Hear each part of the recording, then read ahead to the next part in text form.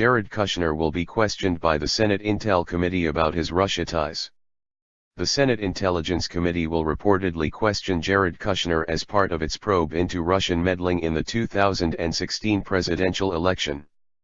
Mr. Kushner, the president's son-in-law and senior advisor, will be the closest person to the president to be questioned on the alleged links to Russia during the 2016 campaign. The 36-year-old, who has been tapped to lead the new White House Office of Innovation, met with Russian Ambassador Sergei Kislyak at Trump Tower in December. The meeting was also attended by former National Security Advisor Michael Flynn, who was forced to resign after it was revealed he misled Mr. Trump and Vice President Mike Pence about the extent of his communication with the ambassador. Mr. Kushner also met with the head of Russia's state-owned development bank, according to sources as reported by the New York Times. Former President Barack Obama sanctioned the bank, Vnesheconombank, and other Russian banks in 2014 after Russia annexed Ukraine's Crimea. Trump spokeswoman Hope Hicks said that Mr. Kushner met with dozens of officials from foreign countries. Members of the transition team do set up meetings and forge contacts before the inauguration, which is not unusual.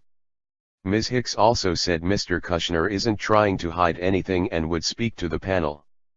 A White House official also said that Mr. Kushner had already volunteered to speak to the Senate Intelligence Committee and had not heard back yet. U.S. intelligence agencies are currently investigating Trump aides and their contact with Russia. The CIA and the FBI determined the country exerted a campaign of influence to get Mr. Trump elected, which the president and Russia have denied. FBI Director James Comey confirmed the investigation of Trump aides last week at a Senate hearing. Following the intelligence reports, at least 4 congressional committees are looking into the extent of alleged collusion with Russia and what impact, if any, it had on the election.